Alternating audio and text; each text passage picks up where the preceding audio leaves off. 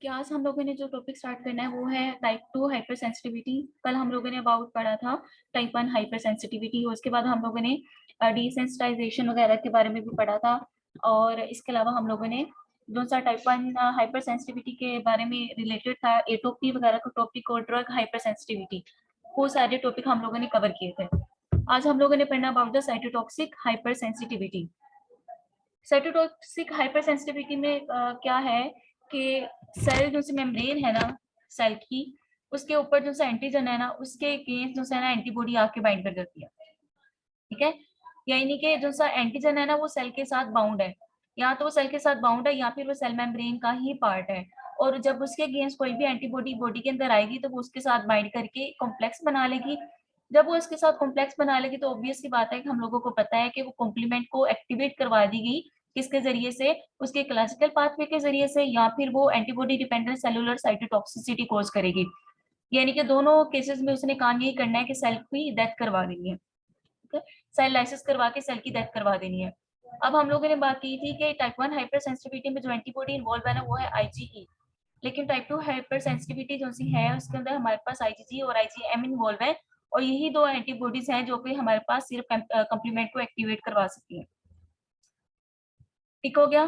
अब क्या होता है कि एंटीजन जो से होता है ना वो एंटीबॉडी के एंटीजन बाइंडिंग जो सा फ्रेगमेंट है उस साइड पे बाइंड करते हैं, और एफसी वाला जो सा रीजन है उसके जरिए से वो क्या करता है, वो कंप्लीमेंट के साथ इंटरेक्शन कर लेगा एंटीबॉडी, या फिर वो दूसरे वाले सेल के साथ इंटरेक्शन करेगा और बदले में क्या करवाएगा, वो सेल की लाइसिस करवा देगा।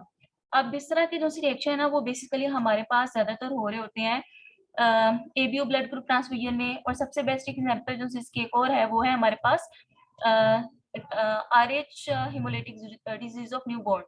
ठीक है, अब इनमें क्या है कि पहले से ही जो है ना एंटीजन हमारी जो सेल की सरफेस के ऊपर मौजूद है। अब अगर एबीओ ब्लड ग्रुप ट्रांसफ्यूजन की बात हुई है कि ए वाले पर्सन को बी वाला ब्लड ग्रुप लगा दिया, तो जो सा बी वाला ब्लड ग्रुप आया उसके अंदर उसके सेल के सरफेस के ऊपर क्या है, बी एंटीजन मौजूद है, और ए वाला जो सा पर्सन था उसके अंदर एंटीबॉडीज मौजूद है। एंटीबॉडीज ने एंटीजन के साथ बाइंड किया और क्या कर दिया, उसने कॉम्प्लेक्स बनाया। कॉम्प्लेक्स की वजह से आगे सारा का सारा वो फिनोमेना चला। ठीक है, एक तो सेल की किलिंग हो रही है, नंबर 2 पे क्या हो रहा है कि डिफरेंट तरह के सेल की वहां पे रिक्रूटमेंट हो रही है, किसके जरिए से, कीमोकाइंस के जरिए से। इसके अलावा डिफरेंट तरह की ड्रग्स वगैरह होगी जिनमें पेनिसिलिन वगैरह होगी, वो भी यही काम कर रही हैं। वो क्या कर रही हैं कि वो आरबीसीज के सरफेस के ऊपर बाइंड कर रही हैं, फिर क्या होगा कि एंटीबॉडीज बन जाएंगी against the component of the RBCs, और बाद में क्या करेंगे, वो आरबीसीज के लाइसिस कोज करवा देंगी। और ये चीज हम लोग देखते हैं कूम्ब टेस्ट में। डायरेक्ट कूम्ब टेस्ट में भी यही होता है कि हम लोग जैसे प्री सेंसिटाइज सेल है उनके अगेंस्ट एंटीबॉडी को देख रहे होते हैं कि वो पर्सन में एंटीबॉडीज मौजूद है कि नहीं है। इसके अलावा और भी डिफरेंट तरह की ड्रग्स हैं कि जो कि काम यही करवा रही होती हैं।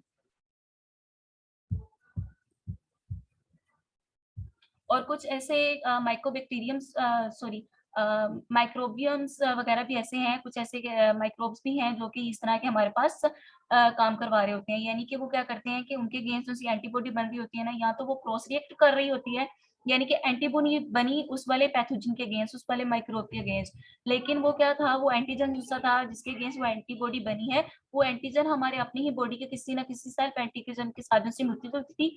और इस क्रॉस रिएक्टिविटी की वजह से क्या होगा कि वो जो सी एंटीबॉडी वो एंटीजन के अगेंस्ट बनी थी, वो अब हमारी अपनी ही बॉडी के एंटीजन के अगेंस्ट में काम करना शुरू हो जाएगी।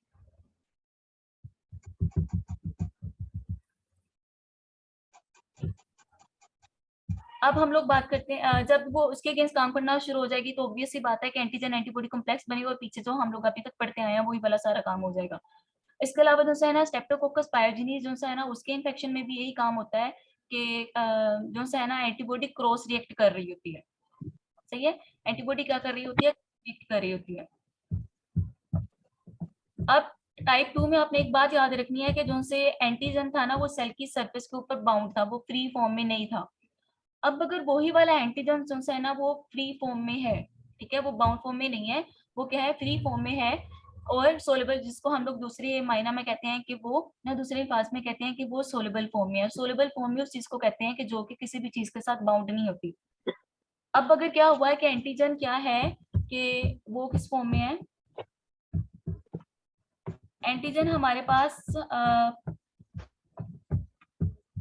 सोलेबल फॉर्म में है, वो किसी भी सेल के साथ बॉन्ड फॉर्म में नहीं है, तो क्या होगा कि एंटीजन एंटीबॉडी जो से कॉम्प्लेक्सेस बनेंगे वो फ्री फॉर्म में होंगे। जब वो फ्री फॉर्म में होंगे तो वो कहीं पे भी उनके पास टेंडेंसी होगी कि वो कहीं पे भी जाके बॉडी में डिपॉजिट हो जाए। नंबर फर्स्ट पे तो क्या कोशिश की जाती है कि जो एंटीजन एंटीबॉडी कॉम्प्लेक्सेस बने हैं ना, उनको रेटिकुलो एंडोथेलियल सिस्टम जो सा बॉडी का है, जो कि हेपेटोसाइट्स में और इसके अलावा स्प्लीन में मौजूद होता है, उसके जरिए से उसको क्लियर कर दिया जाए। ठीक है, नॉर्मली हमारी बॉडी में यही हो रहा होता है कि जो भी एंटीजन ये इम्यून कॉम्प्लेक्सेस बन रहे होते हैं उनको बॉडी से क्लियर किया जा रहा होता है reticular endothelial system of the spleen और द लीवर। लेकिन अगर बहुत ज्यादा हो गया है ये हमारे पास, ठीक है, फॉर एग्जाम्पल इम्यून कॉम्प्लेक्सेस यहाँ तो बहुत ज्यादा आए हैं, यहाँ फिर वो बॉडी के अंदर परसिस्ट कर रहे हैं टिश्यूज के अंदर, ठीक है, तो क्या होंगे, वो क्लियर वे नहीं हो पा रहे, तो फिर उनके अगेंस्ट वो सारा कॉम्प्लीमेंट एक्टिवेशन और इसके अलावा जो भी उसके अगेंस्ट बॉडी ने काम करना है वो आएगा। अब हम लोग नीचे एक देखते हैं कि किस तरीके से काम करते हैं। ये एक एंटीजन आया था। अब जो है ना, मोस्ट ऑफ द एंटीजन जो होते हैं ना वो मल्टी वैलेंट होते हैं। मल्टी वैलेंट का मतलब क्या है, उसका मतलब ये है कि एक जो सा एंटीजन है मोर देन वन एंटीबॉडी के साथ बाइंड कर सकता है। अब एक एंटीबॉडी के पास ये दो एंटीजन बाइंडिंग फ्रेगमेंट है, एक ये फ्रेगमेंट है और एक ये फ्रेगमेंट है। एंटीजन एक तरफ से यहाँ से बाइंड किया हुआ है ना, तो एक दूसरे वाली एंटीजन, फॉर एग्जाम्पल यहाँ पे एक एंटीजन बाइंड किया हुआ है, तो ये वाली जो सा फ्रेगमेंट है ये भी एंटीजन के साथ यहाँ से बाइंड करेगा, जैसे आपको यहाँ पे नजर आ रहा है ये एक एंटीजन है, उसके साथ दो एंटीबॉडी यहाँ से बाइंड की हुई है। अब यही वाला एंटीजन का दूसरे वाला फ्रेगमेंट जो है ना वो फ्री है, तो वो दूसरे वाले एंटी जो है ना एंटीजन किस पकड़ लेगा, उसके साथ अटैच करेगा। तो जब इस तरीके से वो क्या आपस में बाइंड करेंगे तो वो क्या बना देंगे, वेब लाइक कॉम्प्लेक्सेस बन जाएंगे। ठीक है, और जब ये कॉम्प्लेक्सेस बन जाएंगे तो क्या हो जाएगा कि ये जाकर बॉडी के अंदर कहीं पे भी डिपॉजिट हो सकते हैं। नंबर वन पे तो इनको पूरी कोशिश की जाएगी कि इनको बॉडी के जरिए बॉडी में से निकाल दिया जाए, ठीक है, रिमूव कर दिया जाए, लेकिन अक्सर ऐसा होता है कि ये परसिस्ट करते हैं। अब डिफरेंट तरह के माइक्रोबियल, इसके अलावा वायरल इन्फेक्शन वगैरह भी होते हैं जिनकी वजह से इम्यून कॉम्प्लेक्सेस बनते हैं, और क्या करते हैं मोस्ट ऑफ द टाइम तो है ना, इम्यून कॉम्प्लेक्सेस की टेंडेंसी यही होती है कि वो जो है ना हमारे किडनी के एंडोथेलियम में जाके डिपॉजिट हो जाए। क्यों? क्योंकि वो बहुत बारीक बारीक होती है ना, तो वहां पे टेंडेंसी उनकी डिपॉजिट होने की ज्यादा होती है।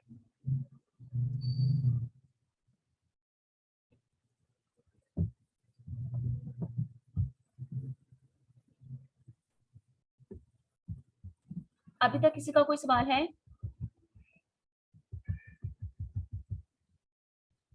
अब टाइप 3 जो सा इम्यून कॉम्प्लेक्स हाइपर सेंसिटिविटी है ना, उसमें हमारे पास दो तरह की जिनसे है रिएक्शन बहुत ज्यादा कॉमन आते हैं। Number one is the Arthus reaction.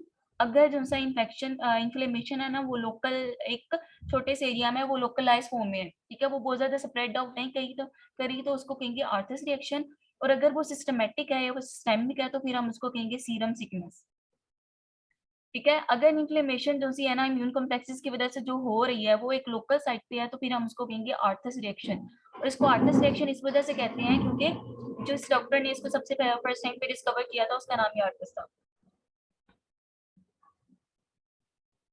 अब क्या है, इसमें होता है कि अगर जैसे हम एनिमल्स वगैरह हैं उनको एंटीजन बार बार दिया जा रहा है तो उनमें एक अच्छी खासी क्वांटिटी में क्या हो जाएगा, एंटीबॉडी बन जाएगी, आईजीजी उनके उनमें जो है ना उस एंटीजन के अगेंस्ट बन जाएगी। और अब अगर दोबारा फिर से उनके बॉडी के अंदर वही एंटीजन आएगा तो क्या होगा, ऑब्वियस सी बात है कि वही एंटीजन एंटीबॉडी कॉम्प्लेक्सेस बन के हमारे पास हेमरेज कोज होगा, क्योंकि ब्लड वेसल जो है ना उनमें जाके ये कॉम्प्लेक्सेस अक्सर ही डिपॉजिट हो जाती हैं और फिर वहां पे जाके अपना काम करते हैं, और ब्लड वेसल्स में क्या होता है कि हेमरेज हो जाता है, इसके अलावा एडीमा हो जाता है, ये सारी चीजें हो जाती हैं।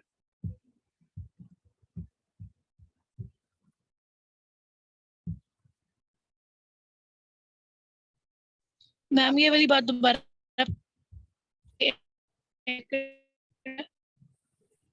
ओके बच्चे, अभी मैंने ये बोला है कि क्या हुआ है कि एक पर्सन को या कोई भी एनिमल था उसको एक एंटीजन दिया है, ठीक है, एंटीजन उसको दिया जा रहा है और वो बार बार दिया जा रहा है, यहाँ तक कि उसमें आईजीजी के लेवल बहुत ज्यादा हो गए हैं। अगर हम लोगों ने स्टार्ट में बात कही थी कि अगर थोड़ा सा एंटीजन आता है ना उसके अगेंस्ट हमारा इम्यून सिस्टम एक्ट नहीं करता, ठीक है, उसके अगेंस्ट टॉलरेंस डेवलप हो जाती है।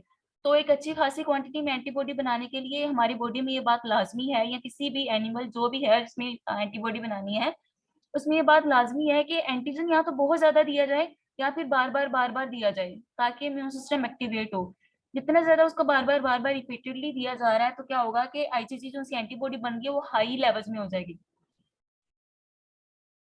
ठीक है। और जब वो उस एंटीजन की वजह से क्या हुआ है कि ये जिनसे एंटीजन एंटीबॉडी कॉम्प्लेक्सेस वगैरह बने हैं, वो बदले में क्या करवा रहे हैं, वो हेमरेज एडीमा कोज करवा रहे हैं। वही वाला जो पाथवे हम लोग अभी तक पढ़ते आए हैं कि कॉम्प्लीमेंट मीडिएटेड लाइसिस हो जाती है, और जिनसे है मास्ट सेल वगैरह, बेसिल वगैरह जिनसे सेल है वो सारे एक्टिवेट हो जाते हैं, सारा इम्यून सिस्टम एक्टिवेट हो जाता है।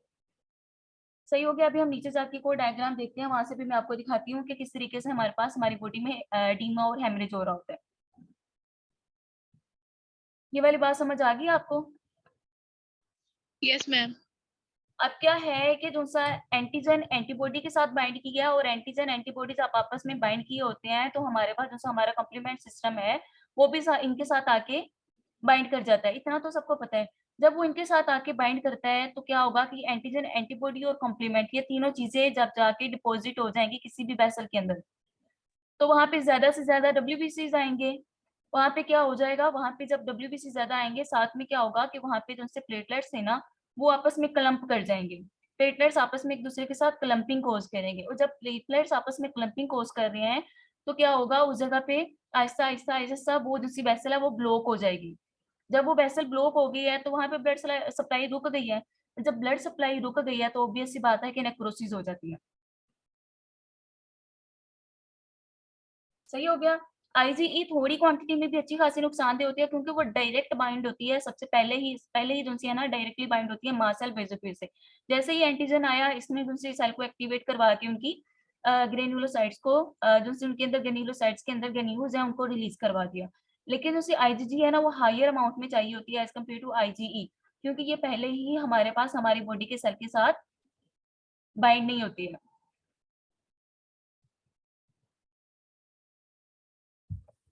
पहले इसको क्या करना होता है, पहले इसको इम्यून कॉम्प्लेक्स बनाने होते हैं एंटीजन के साथ बाइंड करके, अब फिर उसके बाद ये जब एंटीजन एंटीबॉडी बाइंड करेंगे तो कॉम्प्लीमेंट इनके साथ बाइंड करेगा, फिर जाके क्या होगा, फिर ये डिपॉजिट होंगे और उसके बाद जो है ना कॉम्प्लीमेंट अपना काम सारा करना शुरू हो जाएगा। सही हो गया। अब आर्थस रिएक्शन में हो क्या रहा होता है बेसिकली, अब ये डिपेंड कर रहा होता है कि किस तरीके से हुआ है ये। ठीक है, मोस्टली जो है ना ये यहाँ पे इन्होंने एग्जांपल दी हुई है कि एलर्जिक एल्वियोलाइटिस। इसमें क्या है कि जो से हैं फार्मर जो से हैं जो कि प्लांट्स वगैरह को ग्रो करवाते हैं, तो क्या होता है कि उस दौरान में जो सी एक फंगस होती है जिसको कहते हैं थर्मोफिलिक एक्टिनोमाइसीट, वो इनहेल कर लेते हैं। जब वो इनहेल करते हैं तो फार्मर्स लंग जो सी डिजीज है ना एलर्जिक एल्वियोलाइटिस वो हो जाता है। इसके अलावा और भी ऑक्यूपेशनल रिलेटेड डिजीजेस हैं, जैसे कि चीजवुड वर्कर्स, यानी कि वो वर्कर्स जो कि चीज बनाते हैं, तो उनमें भी उनके जो से एंटीजन्स हैं जो कि यहाँ सॉरी एंटीजन की बात कर रही हूँ कि जो से माइक्रोब्स इन वाली चीजों के साथ इनके काम के साथ रिलेटेड आ जाती हैं, तो वो जब वो इनहेल कर लेते हैं ना माइक्रो ऑर्गेनिजम्स, तो उनकी वजह से क्या होता है कि इनमें ये रिएक्शन आ जाती है। इन माइक्रोब्स के अगेंस्ट क्या होगा कि एंटीबॉडी बनेगी, फिर क्या होगा एंटीजन एंटीबॉडी कॉम्प्लेक्सेस बनेंगे और साथ में फिर वही सारा प्रोसेस चल जाएगा।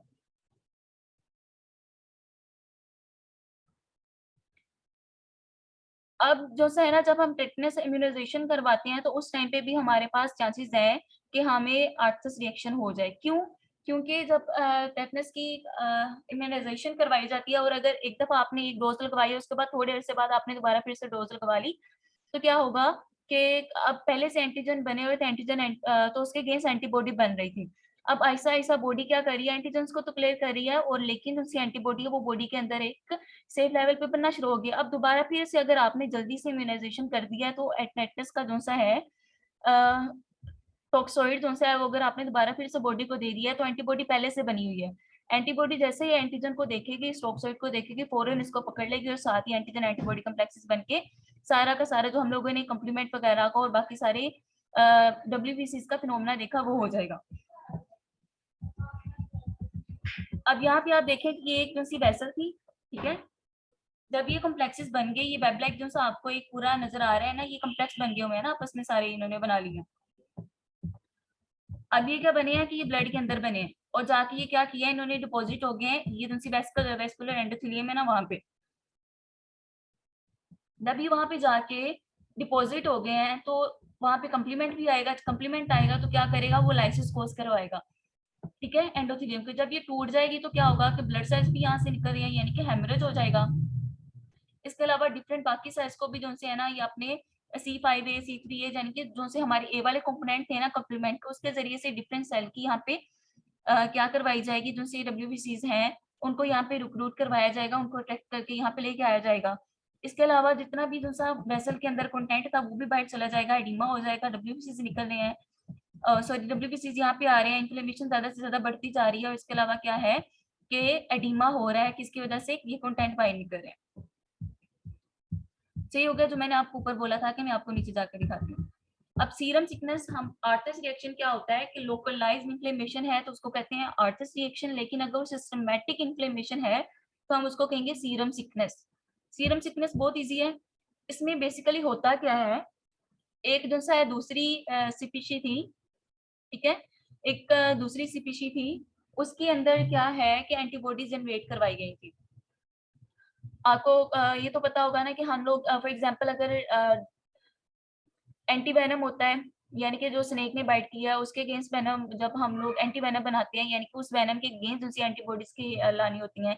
इसके अलावा टॉक्सोइड हो गया, डिप्थीरिया के अगेंस्ट जो सा हम लोग करते हैं, वो भी हम लोग क्या करते हैं कि बड़े बड़े एनिमल्स के अंदर क्या कर देते हैं, इंजेक्ट कर देते हैं अपना एंटीजन, जिसके अगेंस्ट हमें क्या करना है, एंटीबॉडी जनरेट करवानी है। अब क्या होगा कि उसके अंदर बन गई एंटीबॉडीज, उसका सीरम लिया और उसका सीरम करके लगा दिया ह्यूमंस को। फॉर एग्जांपल मुझे जो सी थी ना एंटीबॉडी चाहिए थी डिप्थीरिया के अगेंस्ट, ठीक है, डिप्थीरिया के अगेंस्ट एंटीबॉडी चाहिए थी, मैंने डिप्थीरिया का टॉक्साइड उठाया और एक हॉर्स को लगा दिया। हॉर्स को लगाने के बाद मैंने हॉर्स का सीरम में एंटीबॉडीज होती है ना, तो मैंने हॉर्स का सीरम लिया और वो मैंने अपना जो है ना बॉडी के अंदर इंजेक्ट किया ताकि डिप्थीरिया जो है ना वो मेरी बॉडी के अंदर से खत्म हो जाए, एंटीबॉडी उसके साथ बाइंड करके वो क्या करें, वो बॉडी से खत्म करवा दे। लेकिन बेसिकली यहाँ पे क्या होगा कि दूसरी स्पीशी के एनिमल्स है ना, ये इनके अंदर बहुत सारे ऐसे एंटीजन्स होते हैं जो कि हमारी ह्यूमंस के अंदर नहीं होते, तो वो सीरम में सिर्फ हमारे पास एंटीबॉडीज ही नहीं आ रही होती, बल्कि उसमें उस वाले एनिमल के एंटीजन्स भी आ रहे होते हैं। बच्चे मैंने बात कही है कि हम लोग जब ये वैक्सीनेशन के लिए वैक्सीन वगैरह बनवा रहे होते हैं ना, तो हम ये करते हैं कि बड़े बड़े जो से एनिमल्स हो गए, हॉर्स हो गए, शीप हो गई, रैबिट हो गया, इस तरह के जो से दूसरे एनिमल्स है ना अदर देन द ह्यूमंस, उनको वो एंटीजन इंजेक्ट करते हैं, उनका इम्यून सिस्टम उस वाले एंटीजन के अगेंस्ट एक्ट करके क्या करता है कि एंटीबॉडीज बना देता है, और वो एंटीबॉडीज ही तो बेसिकली हमें चाहिए होती हैं। पैसिव इम्यूनिटी का तो पता है ना आपको, तो क्या होता है कि हम लोगों को चाहिए होती हैं वो एंटीबॉडीज। अब क्या होगा कि जब वो वाला सीरम, ठीक है, अब जब ये वाला हॉर्स, फॉर एग्जांपल मैंने हॉर्स के अंदर ये वाला जो सा था माइक्रोब या फिर ये टॉक्सोइड था या वो एंटीजन सा था ना, मैं एंटीजन था, मैंने हॉर्स के अंदर इंजेक्ट करवाया था। अब हॉर्स के अंदर वो एंटीबॉडीज बन गई हैं, उसके वो सीरम के अंदर एंटीबॉडीज होती हैं, क्योंकि एंटीबॉडीज ज्यादातर जो है ना सोल्यूबल फॉर्म में मौजूद होती हैं, अनलेस और अनटिल जब वो एंटीजन के साथ बाइंड फॉर्म में हो और फिर वो जाके डिपॉजिट हो जाए किसी सेल के साथ, वो अटैच हो जाए, वो बात की बात है, लेकिन जो एंटीबॉडीज अकेली है ना वो सोल्यूबल फॉर्म में होती है। अब क्या हुआ कि एंटीबॉडीज आई, सीरम लिया, उसका उसका सीरम जो सा था ना वो हमने ह्यूमन के अंदर इंजेक्ट किया। अब उसके सीरम के लिए एंटीबॉडी थोड़ी ना आनी है, उसके अपनी जो सी बॉडी के हॉर्स के जो सी एंटीजन थे वो भी तो ऑब्वियस सी बात है जरूर आएंगे। जब उसके एंटीजन्स भी हमारे पास उसके सीरम के जरिए से आ गए तो क्या होगा, वो एंटीजन्स हमारे लिए क्या है, फॉरेन है, ठीक है, हमारी बॉडी के लिए वो हॉर्स के एंटीजन जिनसे उसके अपने थे वो हमारी बॉडी के लिए फॉरेन एंटीजन्स हैं।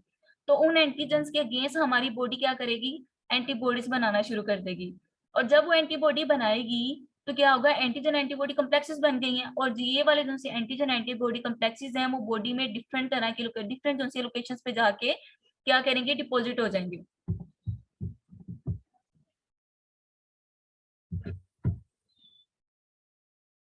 सही है, जब ये डिपॉजिट हो जाएंगे तो फिर वही वाला सारा काम चलेगा, और लेकिन ये है, इसमें ये है कि ये ज्यादा सारी जगहों पे जाके डिपॉजिट होते हैं, आर्थस रिएक्शन में थोड़े से लोकल साइट पे जाके डिपॉजिट हो रहे थे।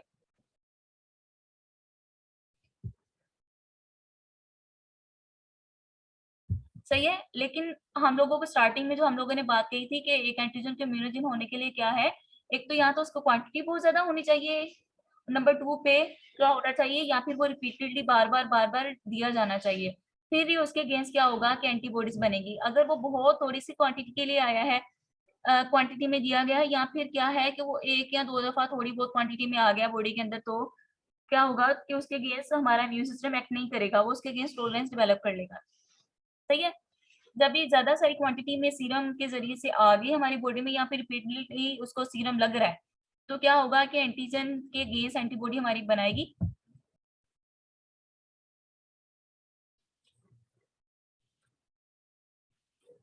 बच्चे, यहाँ पे मैं अब उन एंटीबॉडीज की बात नहीं कर रही हूँ जो कि उस वाले पैथोजन के अगेंस्ट थी। वो वाला तो हमारा बेसिकली मकसद था ना कि हम लोग वो एंटीबॉडीज लेके क्या करवाएं, पर्सन को इम्यूनाइजेशन करवाएं। ठीक है।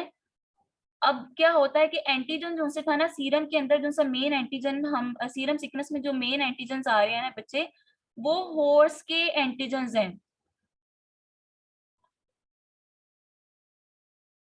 अब फॉर एग्जांपल मैं बात कर रही थी कि डिप्थेरिया के अगेंस्ट मुझे एंटीबॉडी चाहिए, तो क्या करूंगी मैं कि डिप्थेरिया का टॉक्सोइड जो है ना वो लेके डिप्थेरिया का एंटीजन हॉर्स को इंजेक्ट कर दिया है। जब मैंने उसको इंजेक्ट कर दिया, उसके अगेंस्ट एंटीबॉडी बन गई है। मुझे बेसिकली चाहिए था एंटीबॉडी। एंटीबॉडी तो मुझे मिल गई है सीरम में उसके, लेकिन साथ साथ उसके सीरम में उसके अपने एंटीजन भी आएंगे। मैं उनको फिल्टर थोड़ी कर रही हूँ, मैं तो सिर्फ सीरम ले रही हूँ। सही है। तो यहाँ पे सीरम सिकनेस बेसिकली हो रही है कि जो से अनवांटेड एंटीजन दूसरे वाले स्पीशी में से हमारे अंदर ट्रांसफर हो रहे हैं। अब समझ आइए आपको। ओके।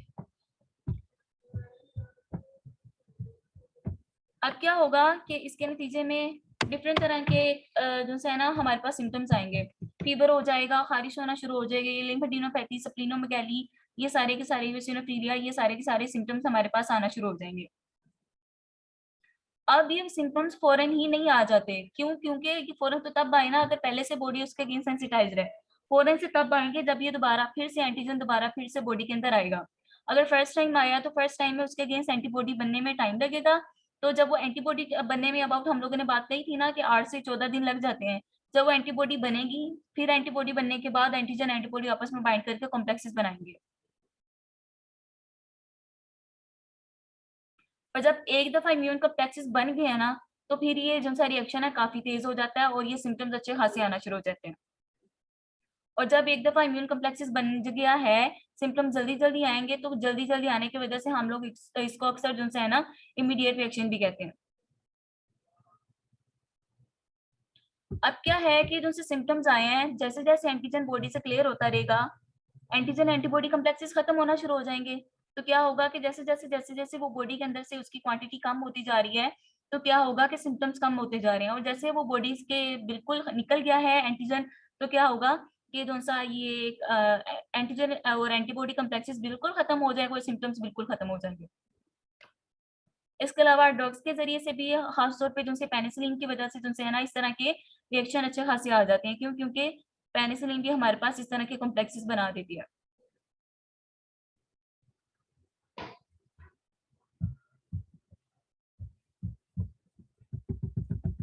इसके अलावा और भी हमारे पास बहुत सारी डिजीजेस हैं जिनमें इम्यून कॉम्प्लेक्सेस बन रहे होते हैं, जिसमें हमारे पास सिस्टेमिक लूपस एरिथेमेटोसिस आ गया, आईजीए नेफ्रोपैथी आ गया, आरए आ गया। इस तरह हमारे पास डिफरेंट तरह के जो सी हैं वेस्कुलाइटिस वगैरह की डिजीजेस है ना, उसमें भी क्या हो रहा होता है कि हमारे पास एंटीजन जो से एंटीबॉडी बना एंटीजन एंटीबॉडी के मिलने की वजह से क्या हो रहा थे, इम्यून कॉम्प्लेक्सेस बन रहे होते हैं। अब ये बात हम लोगों ने पहले ही कर ली थी कि तुमसे है ना ये ज्यादातर कहाँ पे डिपॉजिट हो रहे होते हैं, एंटीजन एंटीबॉडी कॉम्प्लेक्सेस ज्यादातर कहाँ पे डिपॉजिट हो रहे होते हैं।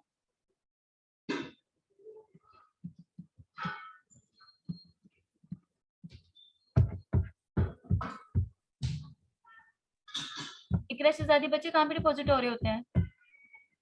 किडनी में। ठीक है बच्चों, हम लोगों ने बात कही थी पहले ही कि जिनसे ना ज्यादातर जिनसे किडनी के ग्लोमेरुलस जिनसे है वहां पे डिपॉजिट हो रहे होते हैं, किडनी के जिनसे एंडोथेलियम है वहां पे डिपॉजिट हो रहे होते हैं। क्यों? क्योंकि वो बहुत ही जिनसी उसकी कैपिलरीज है बहुत ज्यादा स्मॉल है, वहां पे इनका डिपॉजिट होने का, वहां पे इनका स्ट्रक हो जाने का चांसेस बहुत ज्यादा होते हैं।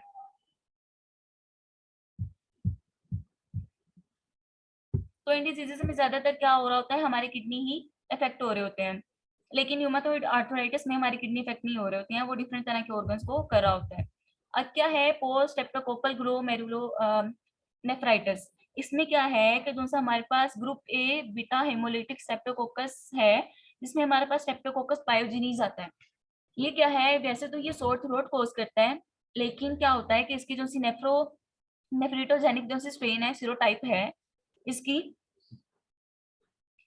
जब वो आती है बॉडी के अंदर तो उसके अगेंस्ट क्या बनती है, एंटीबॉडी।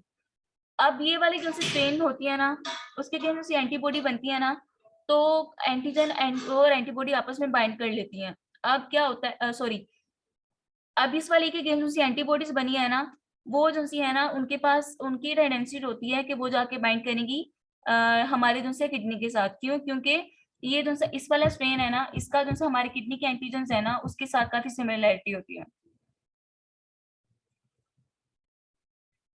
और सिमिलरिटी की वजह से क्या होता है कि ये जो से कॉम्प्लेक्सेस जो से बन जाते हैं, और क्या होता है कि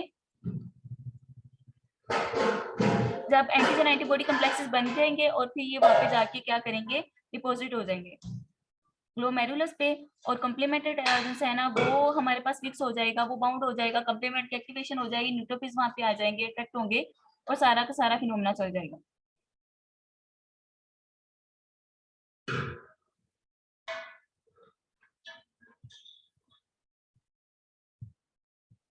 अभी तक किसी को कोई मसला है?